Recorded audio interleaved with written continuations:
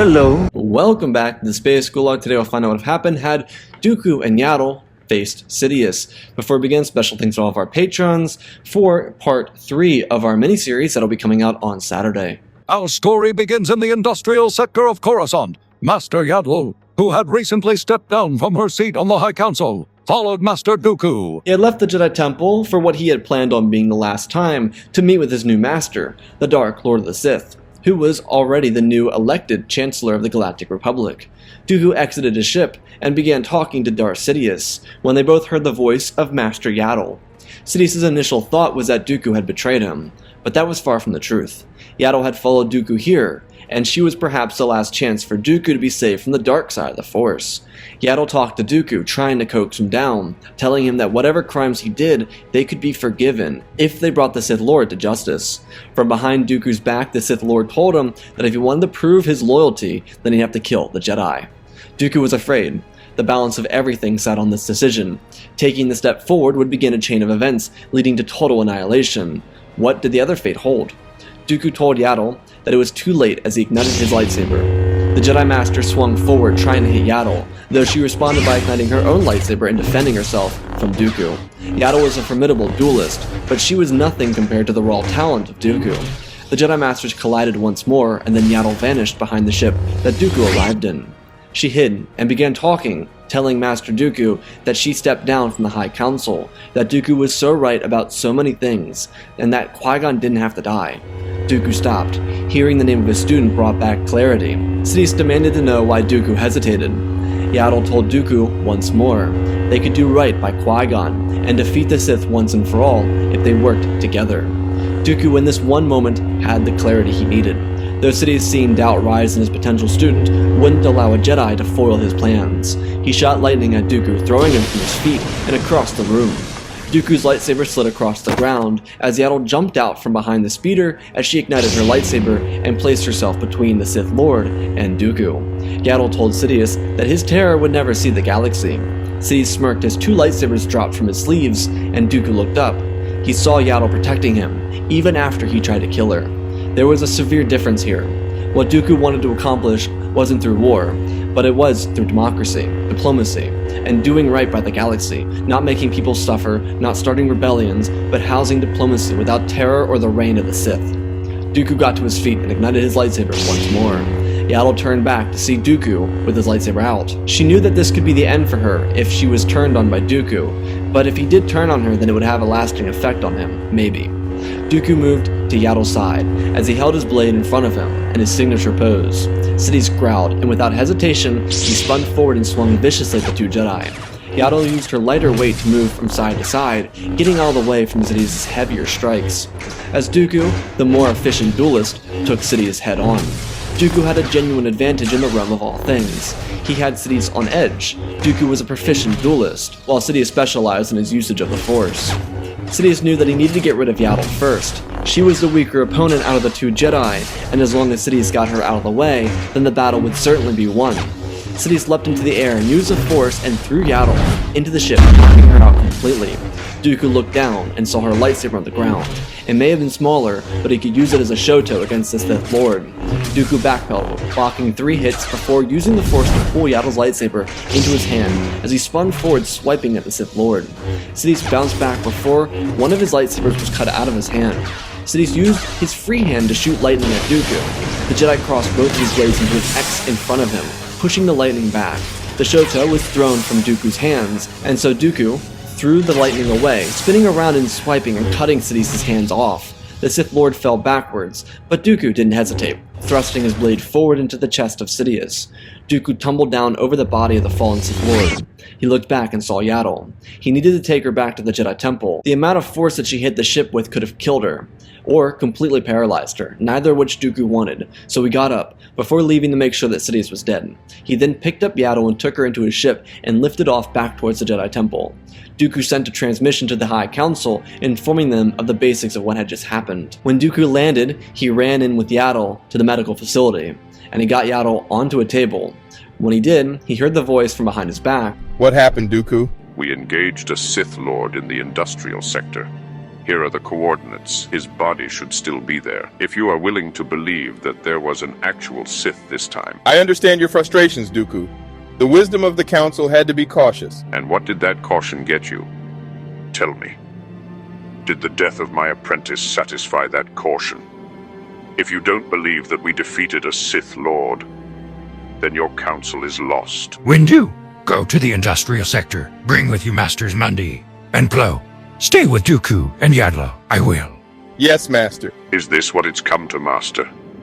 Shooing away council members that understand the growing threat of the dark side? I know Yaddle stepped down from the council. Dooku, know this you do. The wisdom of the Council. Not always correct, is it? Flawed the Jedi are.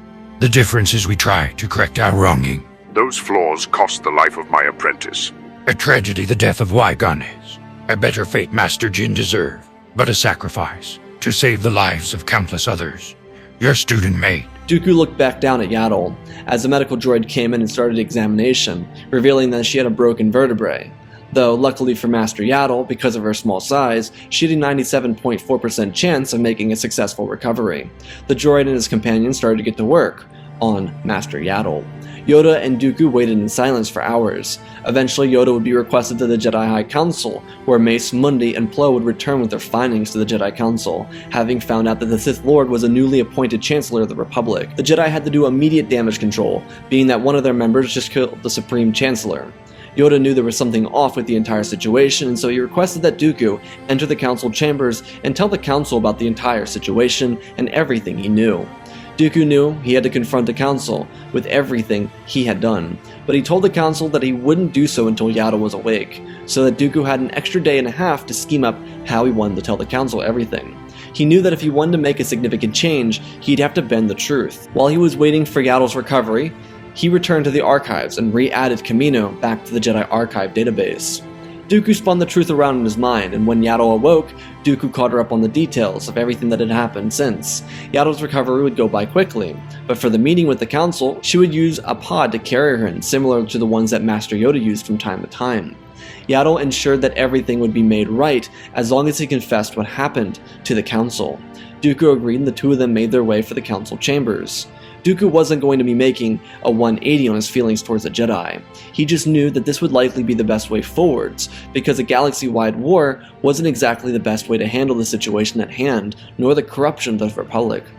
The Republic was certainly corrupt, but without Valorum or Palpatine there was a chance for redemption.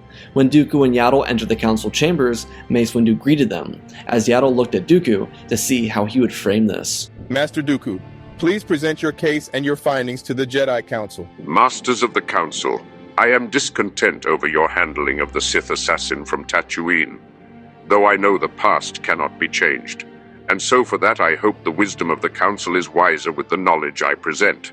The Sith Lord, Sheev Palpatine, ordered the Pikes to have Master Sifo Dyas executed on Felucia. The aide to the Chancellor Silman was captured, and still resides on Obadiah. The Sith Lord planned on creating a clone army using the genes of Mandalorian bounty hunter Jango Fett. The preparation is complete, but the Kaminoans have not begun the production of the clone army. Lastly, the wisdom of the Council must be aware that there is a darkness growing, even with the absence of the Sith. What darkness do you speak of, Master Dooku? Surely you've all felt it. The invasion of Naboo is just the beginning. The Republic is a corrupt state, and the Council should no longer blindly follow it. The Trade Federation and the Techno-Union are likely to continue their disregard for the Republic. And so if the Council intends on stopping the war that Master Sifo Dyas spoke of, then you should be prepared to be diplomats for the galaxy rather than the Republic. With Palpatine having been the Sith Lord, what do you suggest we do? Put in a new Chancellor and remove ourselves from the Republic? You must know it isn't that simple, Dooku. Then the galaxy will suffer, Master Windu. The Jedi need to change. I've told you everything I know. Do with it as you will. Dooku bowed to the council members as he turned and walked out of the room. Yaddle looked at the council members. All of them were left in shock. They had been made a fool of by a single Jedi Master. He found and killed the Sith Lord. The apprentice of his apprentice killed the other Sith.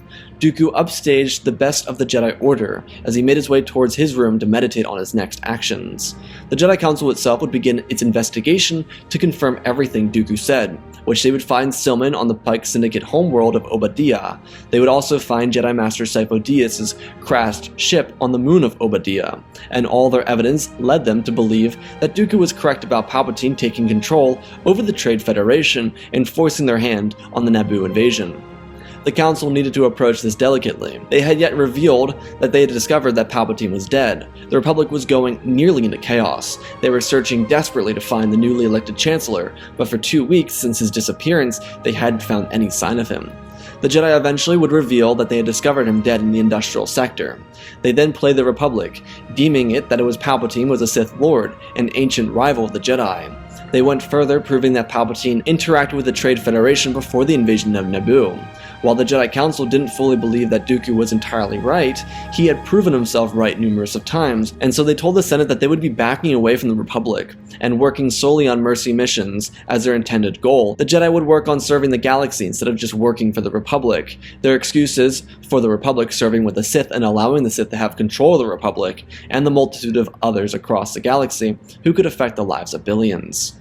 During this time, Dooku's meditation would lead him to decide to take young Skywalker on as an apprentice.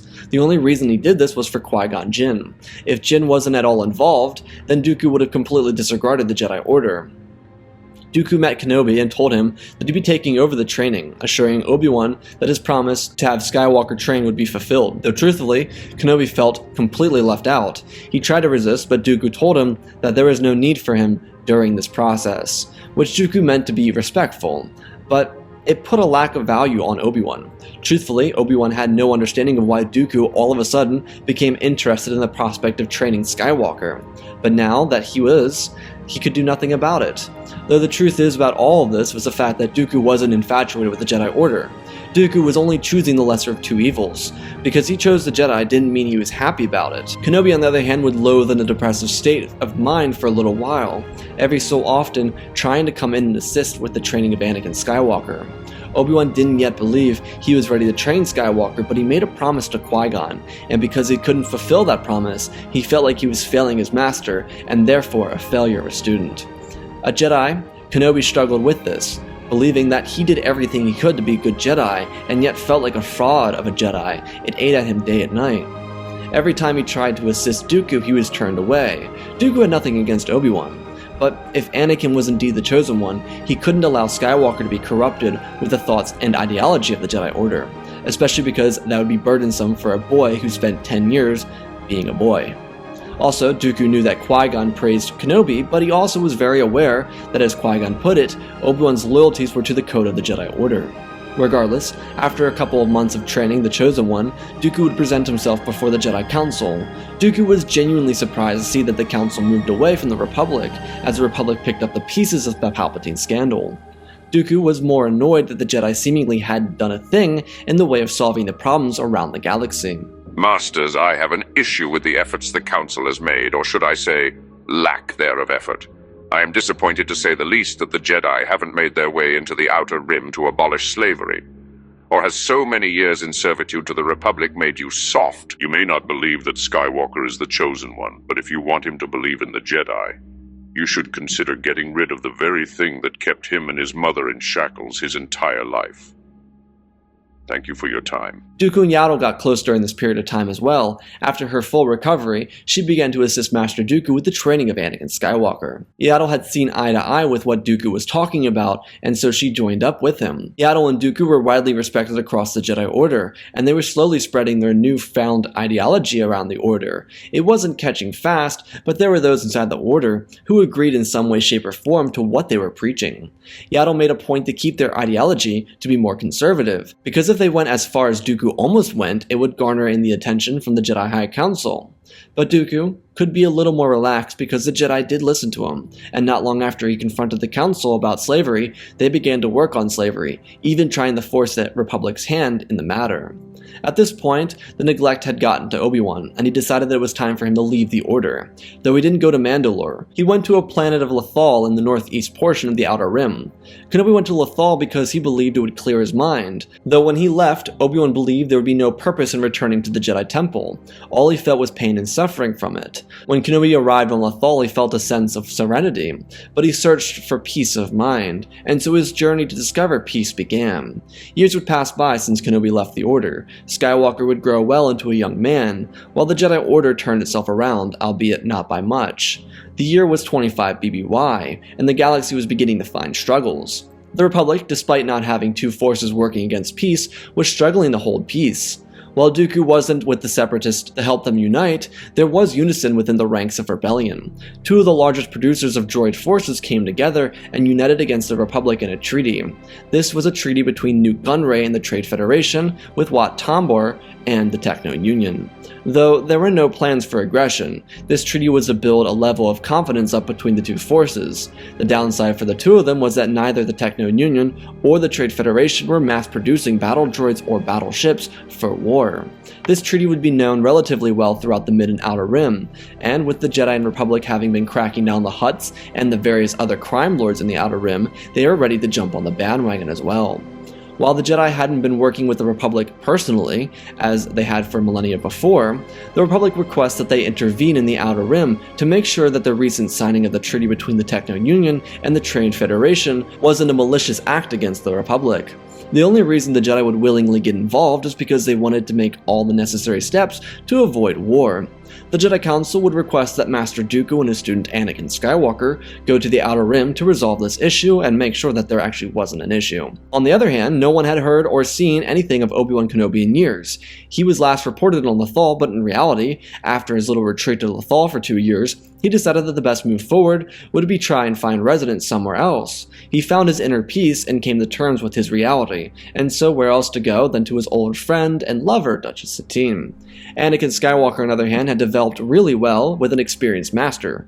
Dooku was the perfect combination of a teacher for Skywalker. He was as tough and strict as Kenobi would have been, combined with a compassion and understanding of human emotions such as Qui-Gon would have been. See, Dooku initially resented Anakin. The reason being is because little Anakin had a bit of an ego, which is something Dooku never really cared for. Ironically, he never seemed to mind the overzealous ego that Palpatine had, but whatever. Dooku made sure to knock out the ego of Skywalker. Anakin also developed into an incredible duelist. Instead of focusing on physical dominance, Skywalker adopted Form 2 after following in his master's footsteps, and he fell into Form 2 really well, relying on speed, skill, and precision rather than power, strength, and dominance. Dooku pushed the dark side from Skywalker. While that didn't mean he turned Anakin into a true Jedi, it meant that Dooku saw the darkness inside of Skywalker and made Anakin aware of it so that he could handle it. Dooku wanted to nullify something that he could very easily become a problem for Anakin in the future. Because Dooku was wise enough to sculpt Skywalker out of such emotions and show him how to healthily deal and process with everything that came his way. Skywalker was able to develop into a strong Jedi with very little and scarce incidents of rebellious tendencies or negligence. Regardless, Dooku and Skywalker would start their journey on Taraxis. It was a center point in the galaxy for this treaty, and it was where the treaty was signed. The Jedi were going to Raxus in hopes to quell the rising separatists.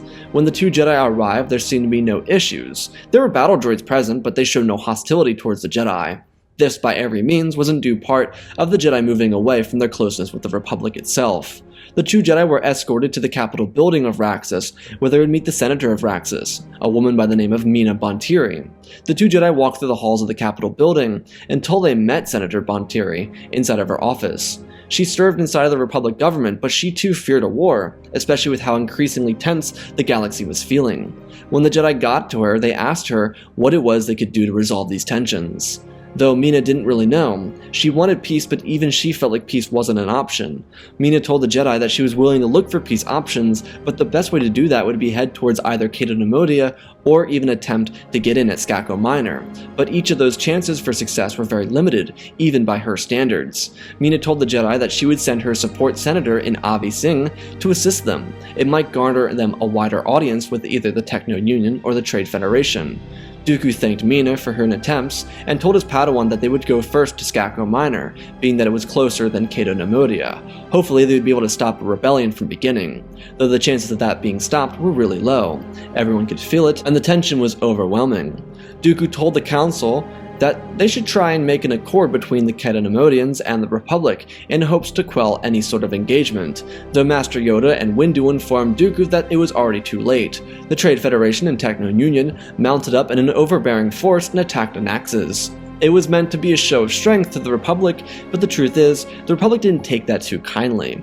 Even without a clone army, the Republic was outfitted with a militia force and a sizable fleet, especially because the Trade Federation didn't have all of its allies, nor the resources to sustain a year-long engagement. What these rebels wanted to do was show the galaxy that the Republic was weak, but the result wouldn't be so favorable towards them.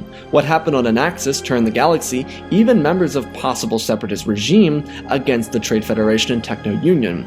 Anaxes was a slaughterfest, mostly because the members of the Trade Federation leading the assault weren't military leaders, and without any significant battle test in the last 7 years, the droids programmed for battle went on a rampage. Their hard drive settings were set for terror, and that's what they brought. It was chaos, and it was terrible. It was a complete genocide, and even the Trade Federation and Techno Union knew they went too far, but it was too late. The Senator and the 2 Jedi originally sent to stop the incursion were stopped, as the Jedi Council removed the Jedi from the situation. The Republic informed the Jedi that this was now a crime against the galaxy. The Jedi were allowed to travel to Anaxes to assist in relief efforts, but were not to engage in battle. The Republic gathered up all of its forces and chased down the Separatist fleet. The Trade Federation and Techno Union tried to call for peace, but it was already too late. Republic militiamen and naval officers were horrified what happened at Anaxes, with billions dead, and they were going to destroy the droid armies. After a month of terrible conflict, the Republic would dispatch Jedi Knight Anakin Skywalker and Jedi Master Dooku to host a peace treaty on Ringo Vinda. Members of both sides of the aisle in terms of politics would unite here, and all of them would collectively convict Nute Gunray and Wat Tambor of crimes against the galaxy. This event would show a collective group of the most influential voices in the Galactic Senate unite and bond. It would show them that the war wasn't actually desired of an outcome, no matter how heated things got on the debate stage. Nothing would ever come to war, and that was a guarantee. Gunray, Tambor, and the rest of the rebels would be sentenced to death, and shortly after their death sentence, the Republic would reconvene on the debate stage, without the Jedi to discuss how they would avoid ever coming to this resolution again. There was never a need for war. Skywalker, during the trial on Ringo Vinda, would see a face he'd almost forgotten about. Having seen Padme Amidala brought up some feelings for him that he kind of put behind him, and when he confronted his master about those feelings, Dooku helped Anakin understand that the feelings he felt were okay, that there was no reason to suppress them, but if he did follow through with those feelings, that it was entirely possible that he would leave the Order. Anakin understood the implications and the risks of falling into such emotions, and after a couple days of thinking about it, he believed his loyalties would best serve him if he stayed a Jedi, and so that was his choice. While the Republic would be imperfect, it would avoid catastrophe. And while the Jedi would be imperfect, they would avoid total failure. The galaxy would find reason to unite after the genocide of Anaxes and come together as one. And that, ladies and gentlemen, is our story. Again, special thanks to Benjamin Wells, Tiger Boy, Darth Revan, Pimp Daddy Bane, Darth Cheesy, Apollo, Madman Studios, Anakin 003, Lemon Knight, Flynn Van Cease, and Lord Deadwing supported channel.